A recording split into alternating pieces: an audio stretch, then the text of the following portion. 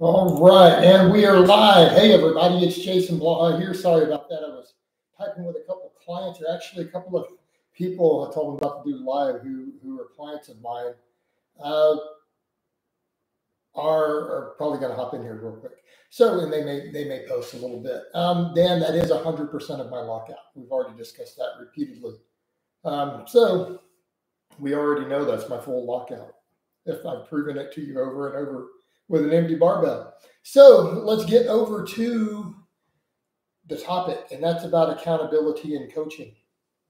So when it comes to coaching, people have to remember that coaching isn't all just about the information you provide. A lot of it's accountability.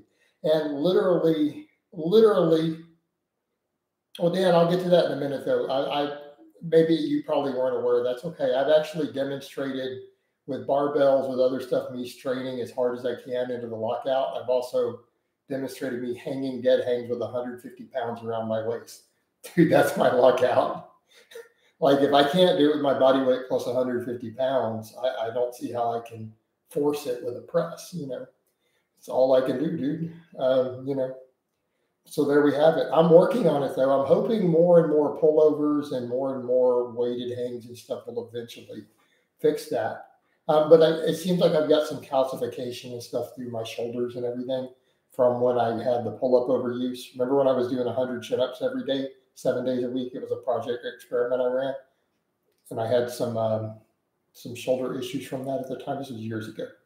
But back over to this. Accountability. That's a big part of coaching. And I've had people say that, like Peter, he's actually finishing up the podcast now. I was just chatting with him about it. And he'd said that because he's a business owner. And he's like, yeah, for me and a lot of other really business owners, we need coaches for the accountability aspect because we're busy. And without that, we don't stay on top of it. That accountability is big. And this is someone who pays me. In fact, we did a podcast over a week ago, like 2 weeks ago, that he should have up any moment. And he said he may hop into the comments. But yeah, we did one. We were talking about that. Abby, who hopped into one of my Facebook lives a while back while I was doing cardio, and he was a back and forth. Keep in mind, Abby's done a couple bodybuilding shows. He's done some powerlifting meets. He's a personal trainer. There we go. Tales of the Trade. So there's Peter chiming in, about the podcast. So people who were like, hey, when is this podcast that you will do? Yeah, so there it is right there. Tales of the Trade. He's going to have the podcast up there. But yeah, it's Peter. So he's a client. Abby and I were talking about that. Like, Abby doesn't even pay me to write his programming. And he had said that in another live. Abby pays me literally for accountability for his diet and his body weight. So I'm doing even a separate service with him to where he's actually said, dude, this has been so helpful. I put up his before and afters with some of that recent. It's like, it's been so helpful. You should actually literally start this as purely a diet accountability service.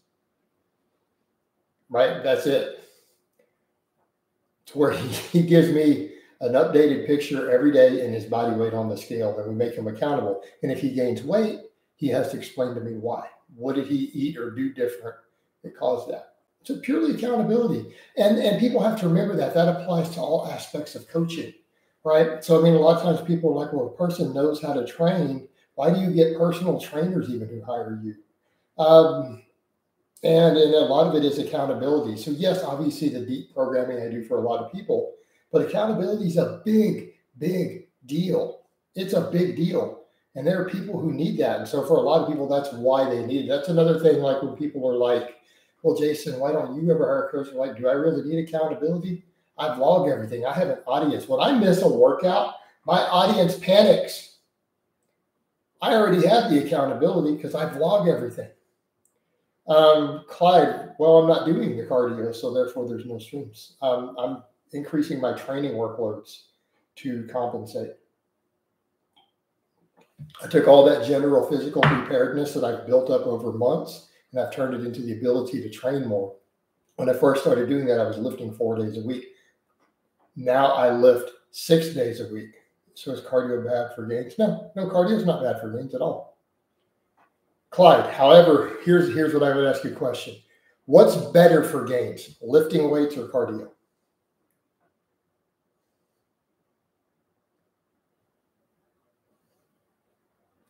So if my goal is to maximize gains, I'm going to lift weights more. I think cardio is phenomenal for health. It's phenomenal for building work capacity too. However, I was doing maybe a third of the total weekly volume I'm doing now when I started ramping all this cardio up. It allowed me to raise my recovery ceiling. It allowed me to raise my work capacity. Notice that deep into my workouts, I'm still going strong. Right? Now I'm training 6 days a week with high volume and power building. I mean, I'm coming in and going heavy at the starts. So it's not like I'm doing all pump work. We start with heavy barbell lifts, and then we build up into lots of volume all the way into isolation work. And I'm doing it 6 days a week now. Okay. So, I mean, I'm doing rep work with 315 on the bench, and 550 on the deadlifts. But then we do pump work and stuff. So at this point, that's where I've gone with it.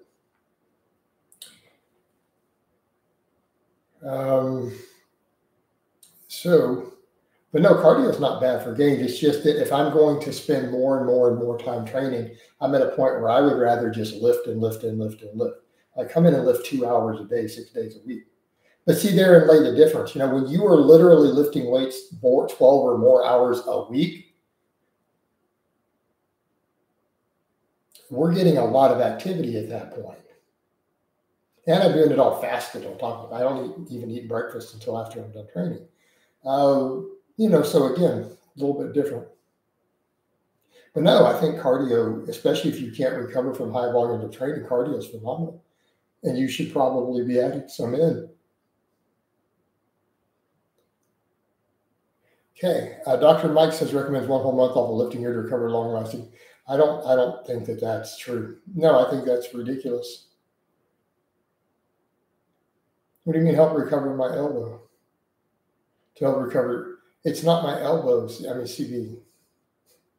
It's also my shoulder situation, but that's always been my elbow as far as that goes. It's always been that way.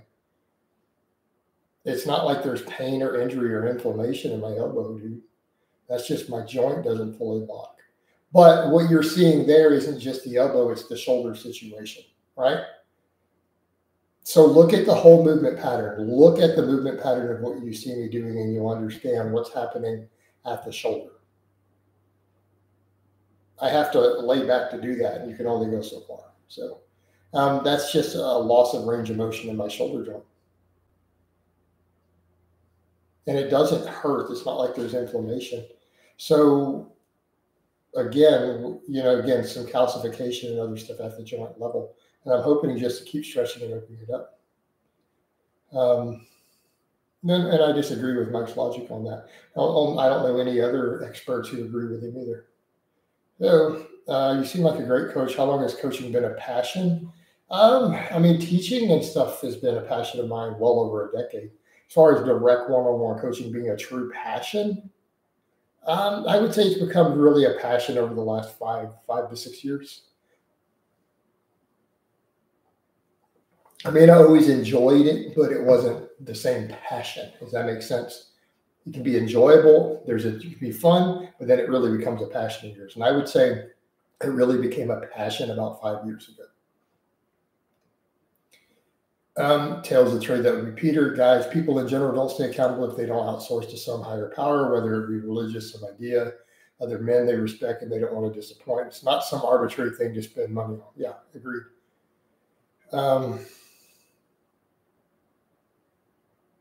You think alcohol is bad in moderation? I think alcohol is bad in any amount. I don't judge you. I want to be clear though, Clyde, I don't judge you for it. But objectively speaking, let's set aside all personal opinion. So Clyde, let's set aside, you said, do I think? So let's set aside my opinion and your opinion. What does the most research and the best experts in the world say the answer to that question is? Particularly, let's take one factor. Let's take cancer. Let's look only at the cancer research on alcohol. according to the best experts in the world who study the relationship between alcohol and cancer, and the leading current consensus is 1 drink per month enough to dramatically increase cancer risks? The answer is yes. 1 drink per month. 1.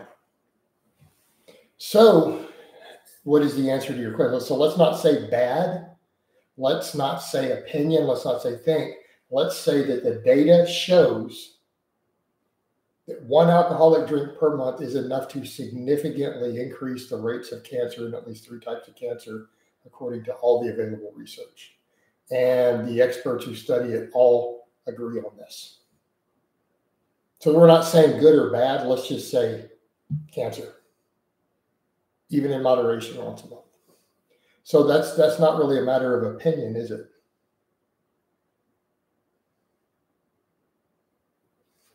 Okay. And again, I'm not judging you. I mean, you've got to balance what matters in your life. You can offset all those risks, right, by taking out all the other risk factors. So let's say a person does drink in moderation. Is it creating risk? Yes, absolutely. Can they, if they remove all other risk factors, though, are they a lot better off? If they say, okay, this is the one vice I'm going to keep in, but I'm going to eat 0 junk food. I'm going to eat tons of fruits and vegetables. I'm going to lift weights. I'm going to do cardio. I'm going to have my fatigue management sorted. I'm going to take all this other bad stuff out of my life, and I'm just going to keep that one thing in. Okay, that's reasonable.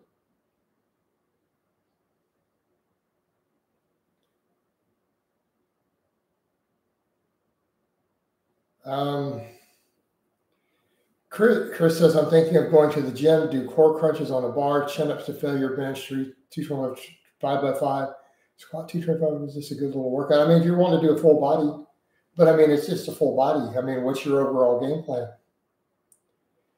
Pete says, I've been driving Peterbilt semi trucks. I'm going to assume they're Peterbilt because you're Peterbilt Pete.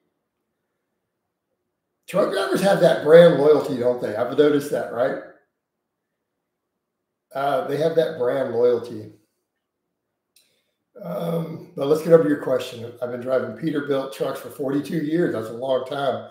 My back is really messed up. My nephew told me about your channel. He said you have some crazy buggy, but you know your stuff. Oh man, yeah. So a couple things I'm going to say about that, right? A couple things I'll say about that. Actually, just going to check one thing real quick. All right. Cool. Just making sure of something. So here's what I'm going to say. A couple things. Number one, you probably have really tight hamstrings. This is what's hurting your back. You need to train your hamstrings. You need to train your hamstrings with lengthened position movements like Romanian deadlifts. Good mornings. This is what you need to do. Number two, you probably need to get access to a reverse hyperextension so that you can start training your spinal erectors and glutes directly. I use one all the time on my channel. I own one, right?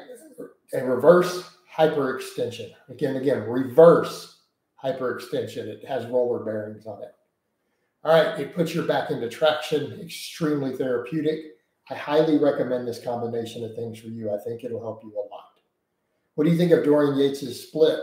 Well, he won the Mr. Olympia a number of times, so it couldn't be too terrible.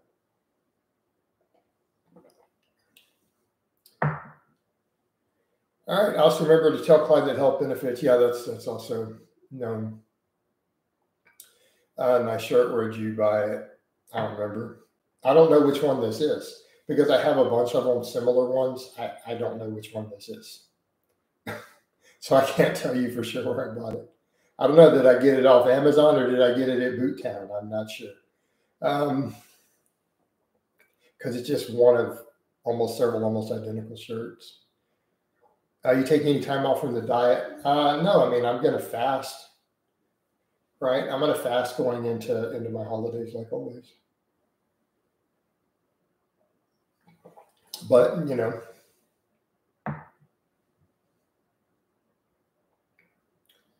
I don't know if my older ones are outdated or not.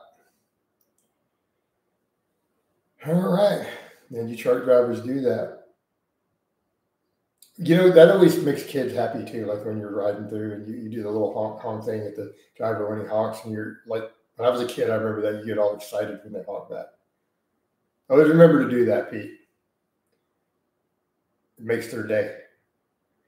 All right. So, yeah, CB, I mean, I'm obviously going to indulge in a little bit of junk. Probably not going to go overboard with it. But now I've got multiple festivities planned for the holidays at this point.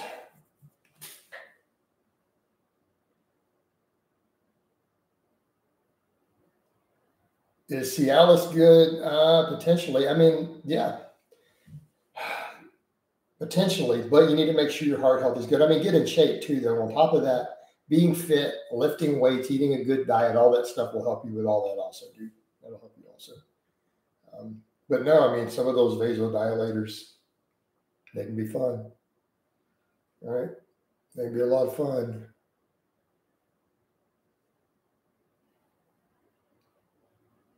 Kind of funny you mentioned that. I'm actually partial to Cialis myself on rare occasion with a lady friend.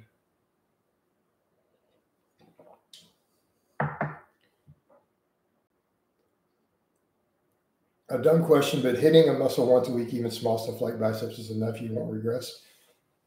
Well, Spencer, how many people have won Mr. Olympias who do that?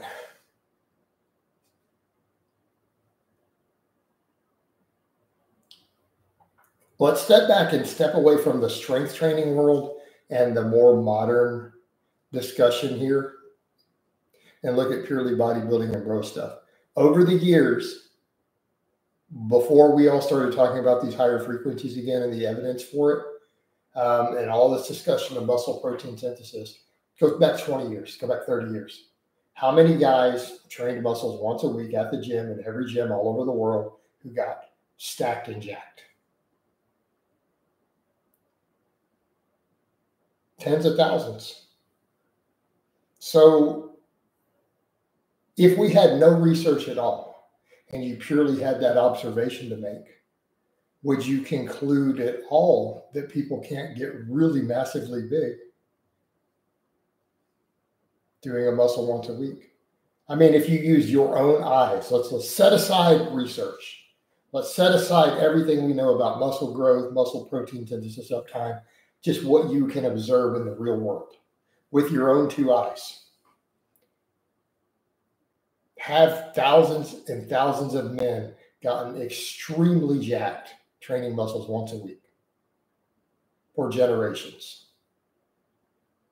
Yes. So you see where we're going with that?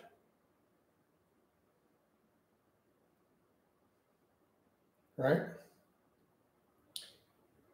Clearly, the evidence you can observe with your own eyes. Okay. Well, that's interesting, Pete. I almost wonder sometimes if some of these things and the people come through are some inside jokes that I'm not getting.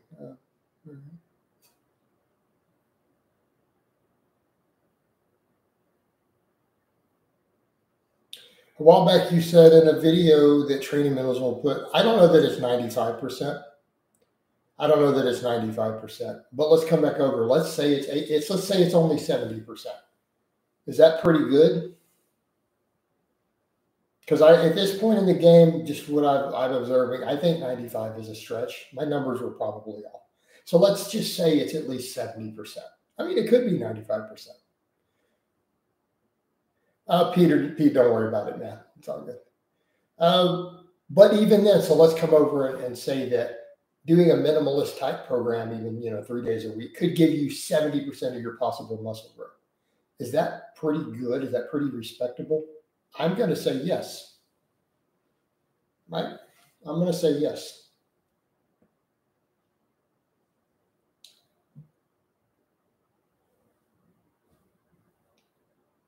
Oh, Pete, usually like I get people who they try to relate stories or whatever to people they think may or may not be friends of mine or something in their life or whatever, and they'll try to work them into here as like an inside joke, and a lot of times I don't get it, and then I have to find out later they looked at like a cousin of mine's social media and are pulling stories or something from it. But since I don't know anybody who works at Toyota, I'm going to guess it's probably not.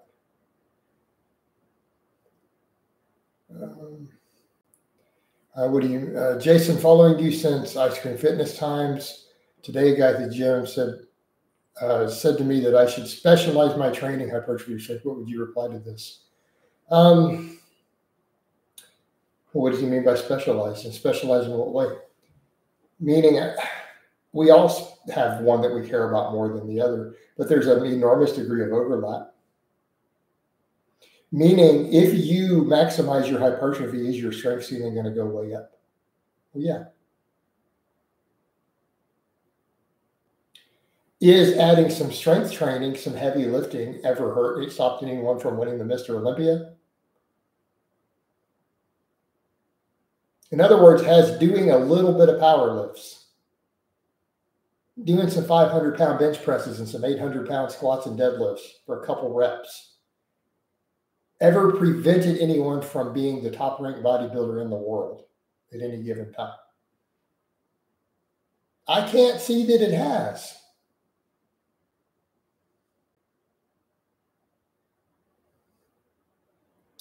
Okay.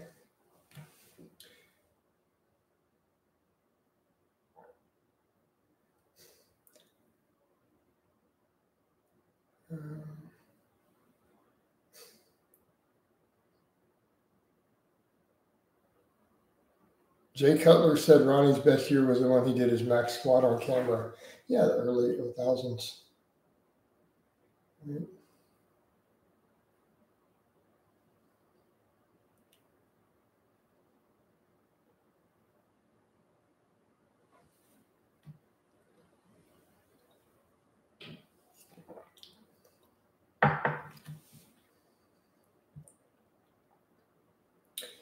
Okay.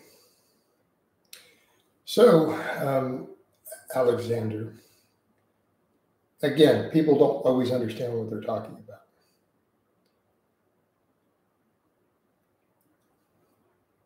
about. Would you say that some people's bodies just do better on lower volumes versus others? Everyone's bodies do better on higher volumes. It's a question of recovery, Matt. Hypothetically, everyone in theory could probably make a little more growth off of more volumes. The problem becomes, can their lifestyle and everything that they're doing allow them to recover from it? And if they can't, then it's a problem, right? What's your opinion on the Lyle McDonald? Which I haven't seen the new stuff, honestly. I haven't seen the new stuff. Lyle's a smart guy, though, right? Could we argue that Mike has more education than Lyle? Absolutely. Which one is more intelligent? I'm going to go with Lyle. So if you were to ask me to rank them, just in terms of cognitive ability, intellect, Lyle is smarter than Dr. Mike. Dr. Mike has a higher degree of education.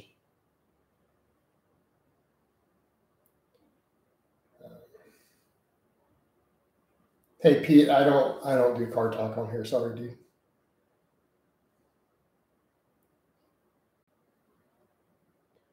All right.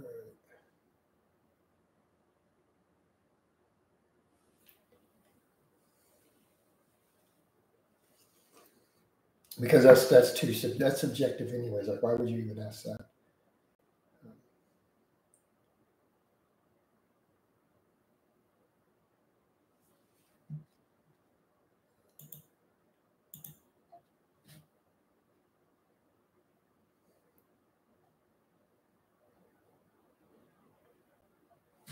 Where you had your admiration? Where did you get the admiration? No, it's just I understand where they're coming from. So my opinions on the highest levels of bodybuilding hasn't changed. What do you mean? That criticism is still there, Scott.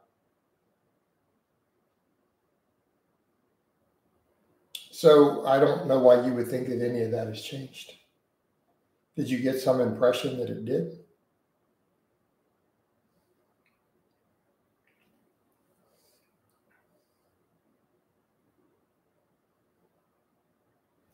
Because we should be able to talk about these things and say, okay, I can understand and respect certain aspects of bodybuilding culture. I can definitely respect that. Hey, we all want to look good. We all want to look.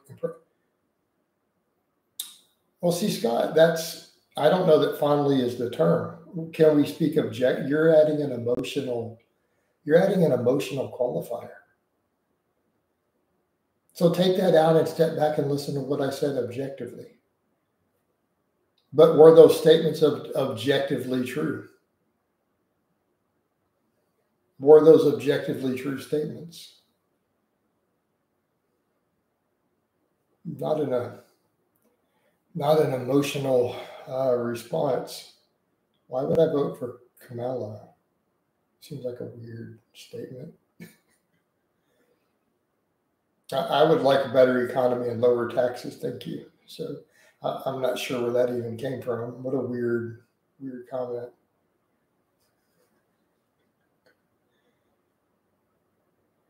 All right. I've seen your cutting results. You feel your appetite ramping up? No, Alexander, I eat a ton of food. So as I've been losing body fat, I don't eat less than 3,500 calories a day. And I eat all whole food. So because I've trimmed the body fat so slowly, I've never had to cut my calories super low. Right? You see all the plates of food I load up on social media, right? Dude, I'd be eating like 2 pounds of meat a day sometimes. I eat giant plates of vegetables, tons of meat, tons of brown rice at the moment. So for me, I mean, I eat 300 to 400 grams of protein every day, and then healthy carbs, healthy fats, and stuff on top of that. Right. So for me in a day, I literally might eat a pound of steak, a pound of chicken, a bunch of brown rice, a big sweet potato, an avocado, 3, 4, 5 protein shakes. Is a normal day.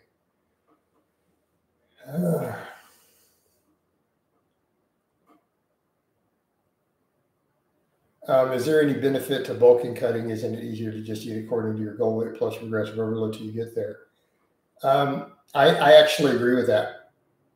I don't think that we need to truly bulk and cut. I mean, really, has my body weight changed significantly in the last year? Not really. I've kind of just stayed inside of a window. But I've recompositioned. And, so that's the thing. Like, I'm only dropping like 3,500 when I want to lose a little weight that week. But I mean, at 4,000 or whatever, I'll maintain. And so it's only a loose tracking. But I don't think that at a certain point we really have to bulk or cut. You could literally just recomposition or make some lean gains and then cut a little and make, at the same time. I don't think it's necessary. Popa says, is it possible for me to recomp, lose fat and gain muscle without my lift numbers getting higher? They're going to go up a little. If you're truly recompositioning, you're at least going to gain some reps here and there. Right? And so here's the other thing. You just said you want to gain muscle, but you don't want to increase the load on your body. Well, my answer to you is, I'm going to tell you a old expression my dad used to tell me when I was a kid. Well, you can want in one hand and shit in the other and see which one fills up faster.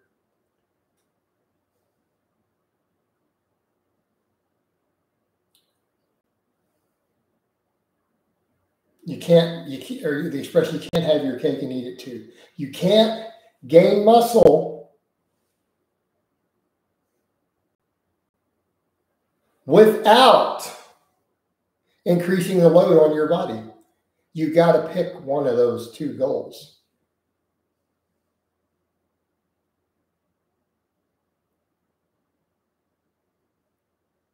Let me state that again. You cannot gain muscle without increasing the load on your body. Therefore, your goals are incompatible.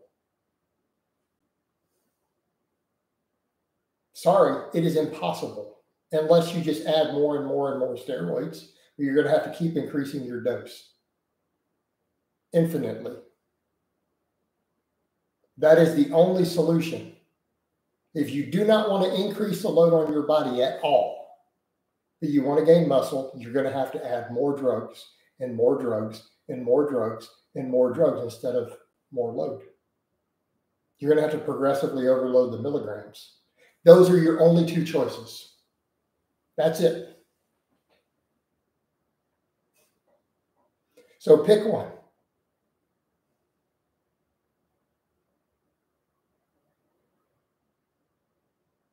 So if you don't want to continually increase your steroid doses infinitely, you're going to have to add reps, or you're going to have to add weight to the bar and increase load on your body. You're going to have to pick one.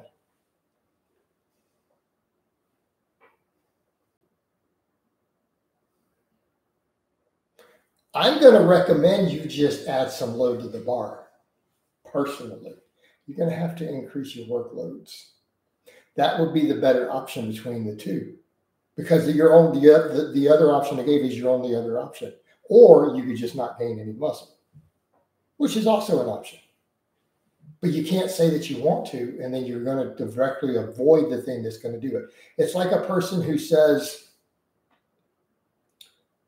well, since no one's giving away free money and I'm not winning the lottery, I want some money, but I don't want to get a job. Well, you're going to have to find someone to give you free money then. Or you're just going to accept that you're not going to get any money, Or you have to buy a lottery ticket or something. I don't know, But muscle growth just doesn't appear out of nowhere. You can't just magically make it appear without some disruption of the homeostasis. That's not how the body works.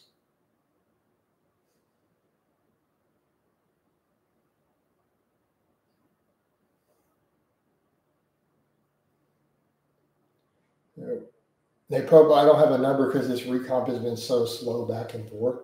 I mean, some of them have been pretty significant. So, but more load doesn't mean just more weight. Okay, so let's put it this way, Popa. Let's say you're doing sets of 8 with 225 on the bench, right? You're probably going to need to get to sets of 9. You're probably going to need to get to 10 reps eventually. You may need to eventually get to 12 reps. Okay? Because if you don't, you're not going to be gaining muscle. I'm sorry.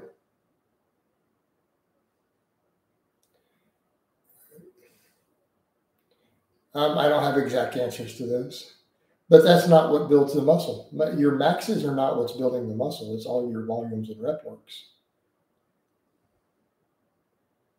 So let's give you a perfect example. Say a year ago, I probably added 3 reps to what I can do with 225 on an incline, for example, right? I've hit a 10 rep set on the incline for 225, versus doing about 6 or 7, say, back then. So that's an increase in load, right?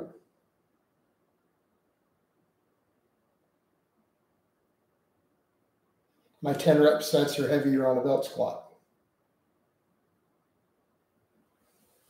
So on and so forth, right? You see where we're going with that? You have to increase load.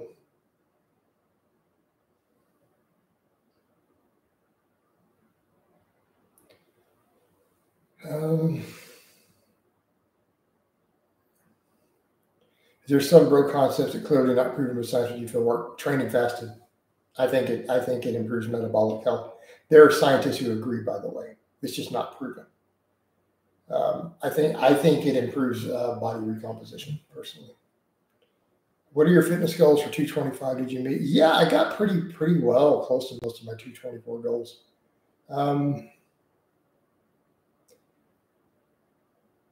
So 2025, I want to get leaner. I want to bring up definitely my upper body. I need to trim my waistline down. I basically want to get my arms and shoulders and stuff bigger, definitely. Those are goals. I'd like to incline bench 315 with a pause. Like that's a goal like I would like to get in 2025, right?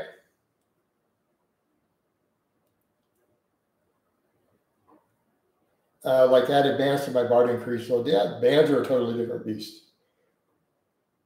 Bands are a totally different beast. Right. It's like that, and I hadn't thought of it that way. I really don't need to increase the weight. It sounds like just adding a few pounds is all I need to do. Yeah, Mo, the thing is with bench, you always have to keep in mind what even the best experts will point out with the bench. Losing body fat will always make your bench go down unless you gained significant muscle, right? Because gaining fat itself actually increases your bench. There, and we know why. It's a complicated explanation, but we know mechanically why it does it. So realistically, I don't know that even my bench has actually gone down since then. Plus, I'm also using a different grip because I'm trying to build that really wide grip bench, right? I'm trying to take that widest grip, which is also what I didn't historically do. So I spent a lot of time building that. So even that top end, I had to build from the closed grip out to that pinkies on the ring, which is where I did my best sets. But I'm now trying to really work the widest grip possible. So now with my benching, I do index finger on the rings. I'm at the limit of meat legal, but I have such a minimal arch too.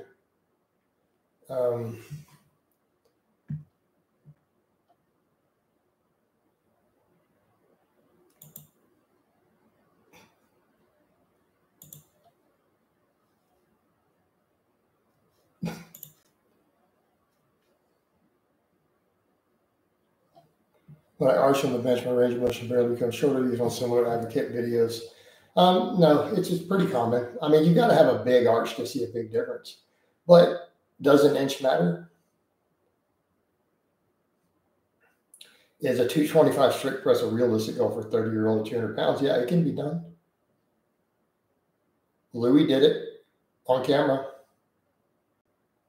Back, I was in a call with Louis yesterday. Louis and I had a call.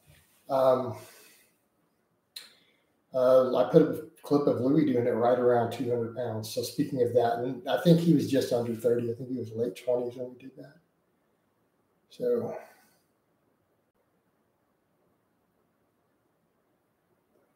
yeah, it can totally be done. It's a lot of work.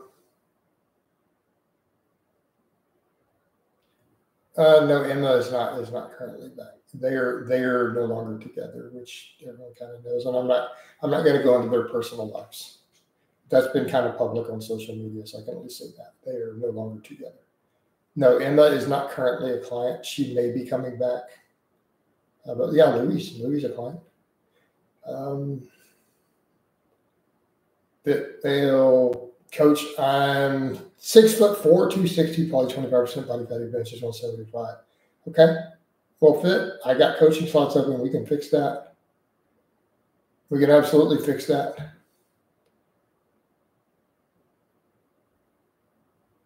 Swiggity says, my dad was competing in the strongman world in his 30s without steroids. I didn't climb weight. It's so possible. Yeah, the 315. Well, that's my goal. Moving from conjugate to starting strength style program, getting way stronger, faster, and feeling so much better. Why don't you suggest these types of programs? Because Dan, they're going to beat you up when you get real strong. It's not going to work. You think the weight is from cutting out cardio? What do you mean? No, it's from shit. No, I was putting weight back on while doing the cardio. The scale was climbing back up. It has to do with cortisol, has to do with me adding some carbs back in. I had a really stressful month in November. It was extremely stressful. Right? But that stress has been resolved, and a lot of stuff's flowing great for me.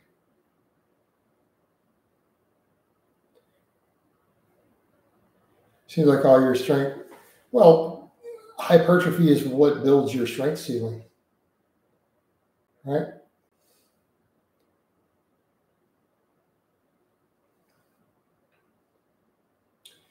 Where's the Tom Plaska? He hasn't been in a while. Alexander, how would you define as an intermediate standard for you? I wouldn't. Look, these terms are not hard things. I honestly don't think we need to even define intermediate, to be honest. Right?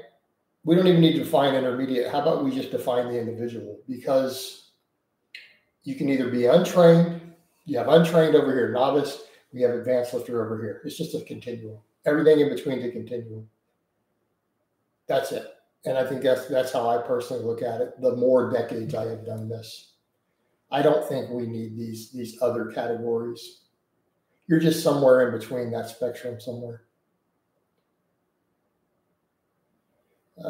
Sounds like a clean number, but I haven't gotten close to that since my early 20s, trying to manage expectations. Well,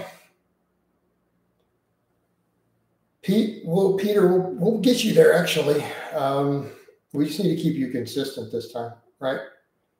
As you and I know, because again, we've discussed some of it, your business got so crazy for a while as an entrepreneur that you backed out of training and didn't train for a bit.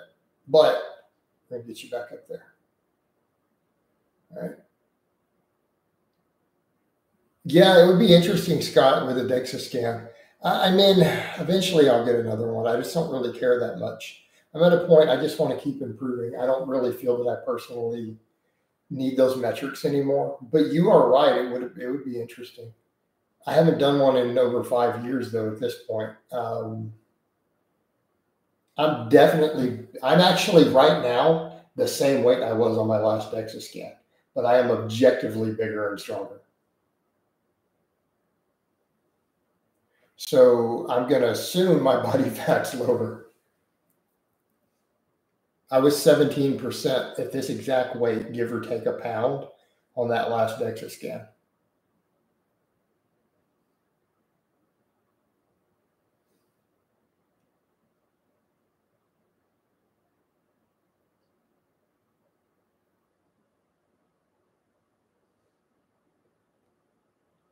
Do you think more fat people lift weights or go for jogs? I don't know. I don't know how I would know what fat people do.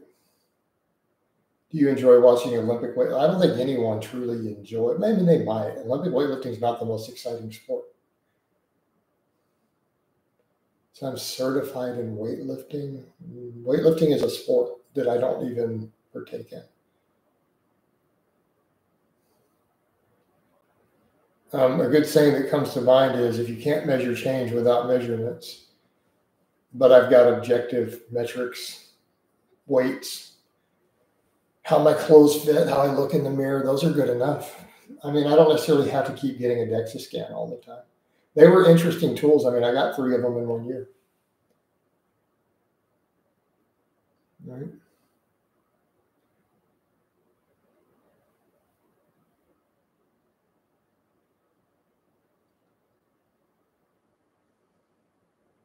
I see more overweight people lifting weights than running. Yeah, fair.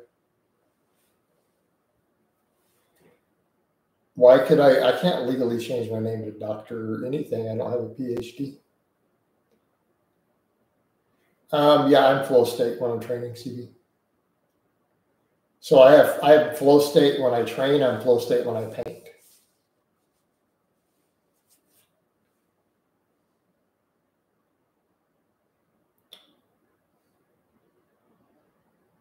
And you guys have seen my painting work, so, right?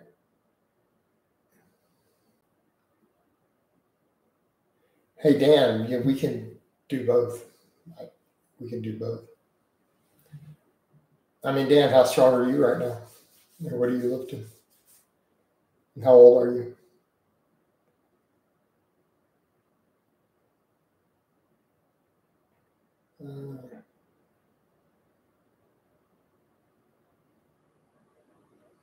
I'm not sure I follow what you're saying, Anton, but I believe in manifestation. Right. Do you think we could indicate? No, it's been studied pretty closely in the lab and in long-term studies. Hey, Money, so you're going to just go off of that. So let's go over to, I don't know, what does the data say? It's not like this hasn't been studied with vast amounts of money and research thrown at it. So when we talk about exercise for fat loss purposes, not even getting into the body composition side, let's set all that aside. Set everything else aside but fat loss. Okay? What does the most recent large-scale meta-analysis say?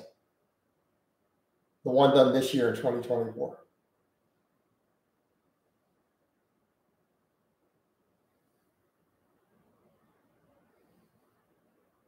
Says they're equal.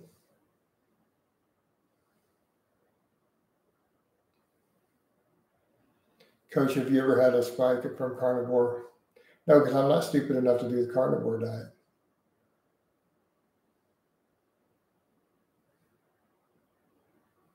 See, I'm not stupid enough to be convinced to try it. It takes a special type of person to be convinced of that. There's a high degree of naivety that has to occur for someone to convince you to try it. That doesn't make you dumb.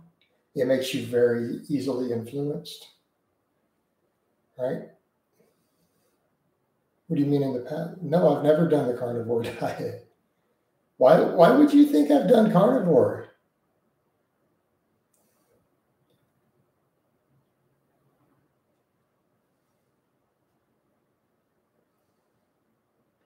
So you guys are asking all that, and Popa, you're making statements. Money Hungry, you're making statements. Have you guys gone and looked at the data? I mean, you're both kind of making these statements, and I'm like, well, have you gone and looked at it?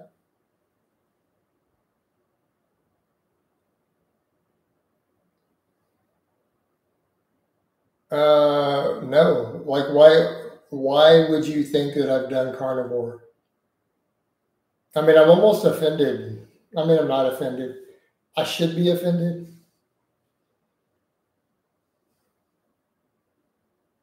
Why would you get the impression that I've ever been anti-vegetable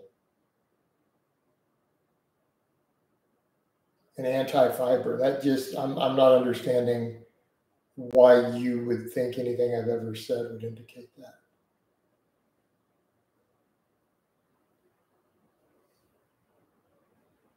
Just seems a strange statement.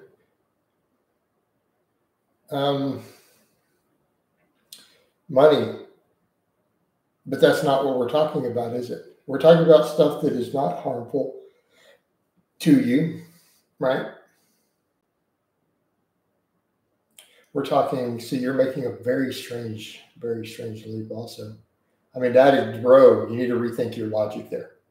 So if you went and studied two different things that had nothing to do with harming yourself, and the results showed that they were equal,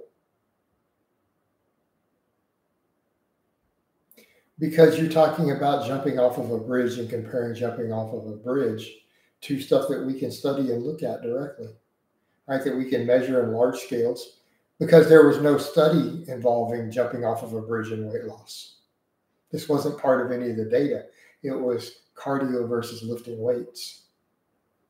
So how are you comparing jumping off of a bridge with working out?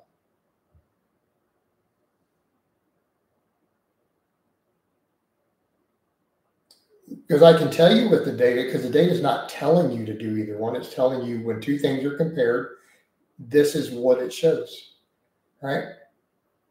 Because you're only going on, you're saying common sense, but you're trying to apply it to something that we have studied directly. We have good data, because I could also use the logical, how about bodybuilders then? They're the leanest people on earth. They lift a lot of weight. So if we're going to just say common sense and observation, why are you not including them? So throw them into the equation. The leanest people I've ever seen are on bodybuilding stages, or they come out of concentration camps. Those are usually the two leanest people on earth, right? As a general rule. So why are you removing them from your fat loss equation if you're going to say common sense?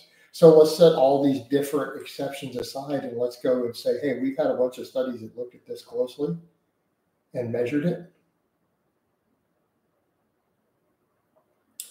right? And measured it. And what they found is they're pretty much equal. Right? They're pretty much equal.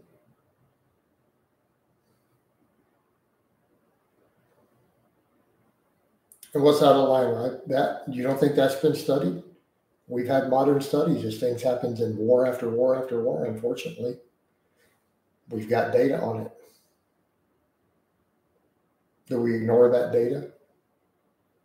Like we've literally studied the people who've come out of war camps to see if their atherosclerosis changes. It's been studied.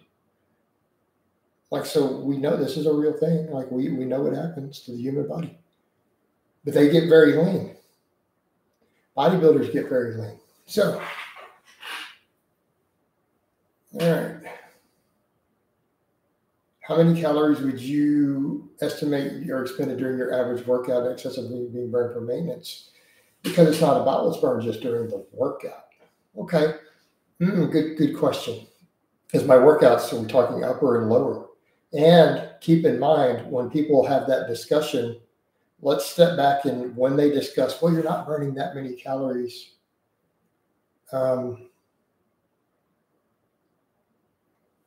I hate, and I've heard personal stories from people too, of accounts of things out of this, so it's not offensive at all. I've definitely have had a relative who was in a concentration camp in war and told the stories. So then do we not say that it happens? So do we say that they don't lose weight and get lean while they're in there? It's not offensive at all. We're having an objective conversation of what happens to the human body. We know that starvation makes you lose body fat, and a lot of it. It's why it's a bad thing. It's horrible. All right. Again, such a weird concept that when we're discussing what happens to the human body, that you're literally going to know we can't have a conversation. Or really, because what about the starvation studies that we do have? We use that all the time when discussing weight loss. This is common practice in weight loss circles in the science. So maybe you should not take a nutrition class. You're probably not mentally and emotionally capable of taking a nutrition class at the university then, because these topics are going to come up. How are you? So Scott, we need to clarify with your question, because I don't know an exact number, but I know what my maintenance is. But what people don't take into account when they do the measurements on how many calories, say, moving a weight, 24 inches for 12 reps is 405 pounds in these mathematical conversations. What they're not accounting for is what's happening between the sets while your heart rate and everything and breathing are elevated.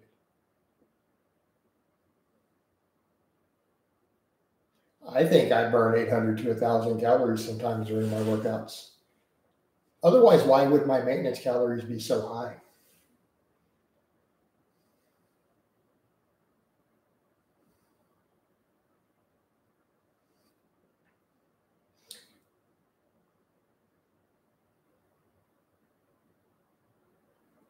So do you think the calories from a 2-hour workout would equate to a 2-hour jog?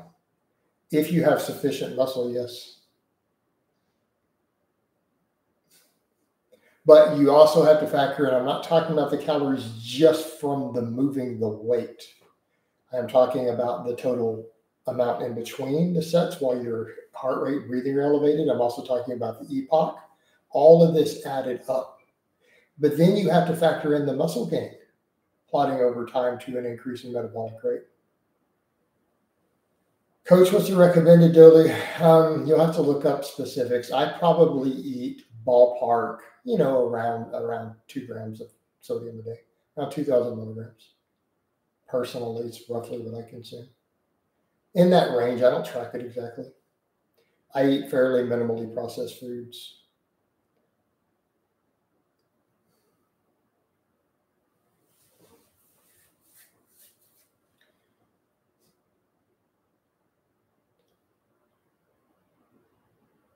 Yeah. Well, again, it depends on what all you're doing too. So, and it's going to vary which muscle groups are involved. Keeping in mind the amount of muscle you have matters. This is why when we're talking about the long game, though, someone who's gained 20 pounds of muscle over time is going to burn a hell of a lot more calories during both those workouts and after. So then we're getting into how much is the lifting causing your overall energy turnover for the year to be. So, because again, weight loss is a long-term endeavor, and this is what a lot of these studies are looking at. Okay, that is also what they're looking at. Like, let's say you plot this over the course of a year. When that energy turnover due to the metabolic rate increase also, and even your elevated non-exercise activity thermogenesis from the extra muscle you gained gets added in, what ends up happening is that by the end of the year, the amount of energy turnover difference from the lifting ends up being just as good as if you had done the cardio. Because the cardio isn't necessarily improving your metabolic rate after you're doing it, or stacking new muscle tissue on that's increasing it 6 months down the road. Alexander, a long time ago, I don't do trim with age. I don't recommend it. How much you inject with them matter a lot. Leverages matter a lot. I think that's everyone knows that. Coach, how much caffeine do you drink? I usually do a whole pot of regular coffee. Right now I'm doing just a lot of like a Texas pecan blend and like a local like a San Antonio blend and some stuff like that. They're like a medium roast.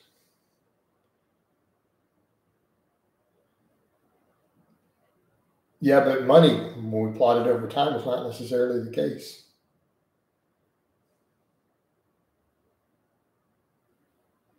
But then we come back over to when I tell you guys how many calories I eat versus how I've lost body fat. You're like, oh, that's crazy. Your calorie intake's crazy high.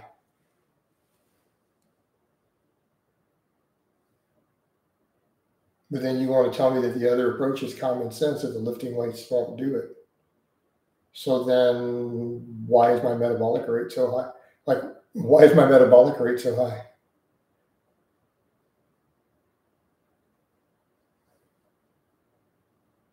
Scott, I don't track macros. I track protein and lose calories. Because I don't necessarily eat the same carbs and fat day to day. I don't know. Did I eat 1 or 2 avocados today hitting my calories with them? That's a big difference in fat.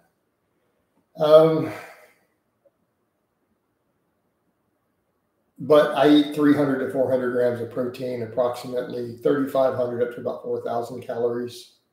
And then just healthy carbs and fat. I don't track my carbs and fat. I don't care at the moment. I eat a lot of healthy fats, and I'm eating a fair amount of healthy carbs. Thoughts on fruit juices? No, I don't drink juices. No, you're now creating a refined sugar to some extent once you squeeze it out and get rid of the fiber. Avocados. I do extra strength fish oil to get a large amount of EPA and DHA. But outside of that, I do eggs. I do avocados. I do avocados every day. I do a minimum of 1 avocado every day. I do walnuts. I do some almond butter. Right?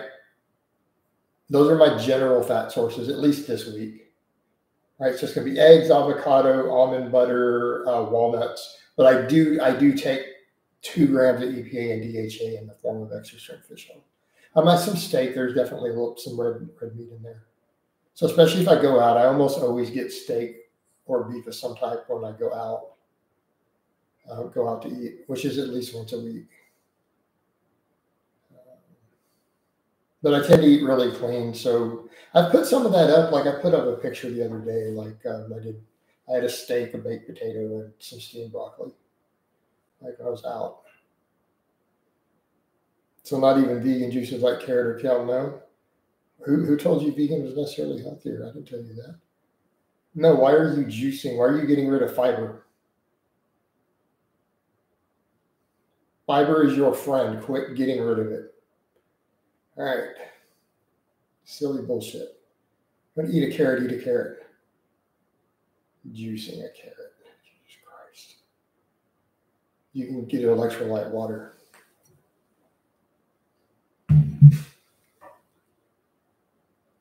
All right.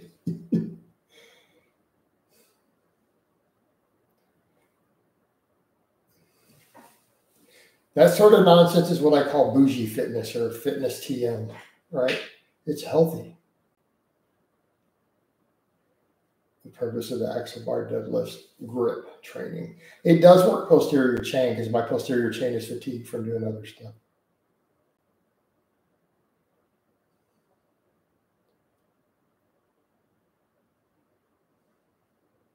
I said 300 to 400.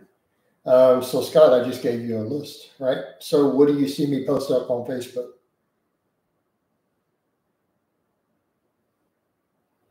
So what sort of meals do you see me literally posting this week? In the pictures, you see eggs, you see some steak, some chicken thighs, obviously all the protein shakes and stuff. You see brown rice, you see sweet potatoes, broccoli, spinach, right? Those are things that you see pretty much regularly on my social media. Like a lot of my meals I photograph. The dirtiest thing I've eaten, though, I did put up the other night, was out for Hawaiian food, trying to find a place, and we stopped through and grabbed Hawaiian. So I ended up having some white rice the other night. So that's the most junk food type thing I've had. So in that case, it was like a Hawaiian barbecue beef on like white rice and cabbage. So that's almost borderline a cheat meal for me. Closest thing I've had to one, like 9 months. You know. So that's close to a cheat meal. Right?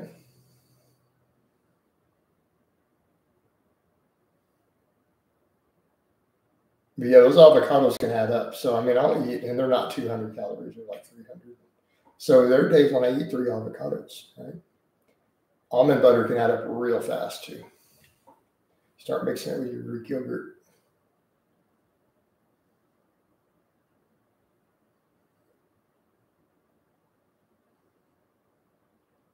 Grip training for what? Grip training for my deadlift. So like with the axle bars yesterday, I did a 585 pull, right, with just a bar and chop. Then I did 3 sets with 495, right, so basically 5 plates. So I did 3 sets with that, and then I went over to the axle bar and did 3 sets with 390, right, just to finish my grip off. Strongest, the most I've ever tried. I don't train double overhand because I don't really care. The most I've ever pulled double overhand on camera was 425. And that's the last time I tried it. Right.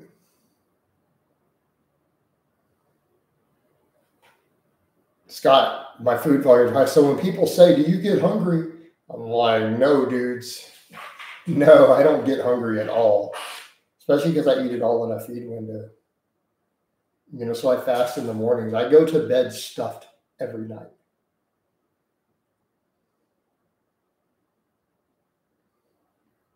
All right. I've already eaten my food for the day. I feel like if I tried to eat anything else, I'd vomit. So are you trying to get stronger with the axle bar? No, it's just a tool. It's just a tool. I had been doing like noon to 6, but now I do a protein shake post-workout. So it ends up being sometimes even 10 up to about 6 because of the protein shake. But I don't eat any whole food before noon. But it also depends on if I go out. If I go out, I'm still going to eat a meal at 8 o'clock or something, or 9 o'clock. Money is a tool for grip training, building my forearms, and then also still as a posterior chain exercise. It still works your glutes and hamstrings. All right, guys, we're past an hour though. I've got some other stuff I need to get done. So I'm going to go ahead and wind this down. I hope it's been informative. Talk to you guys and gals next time.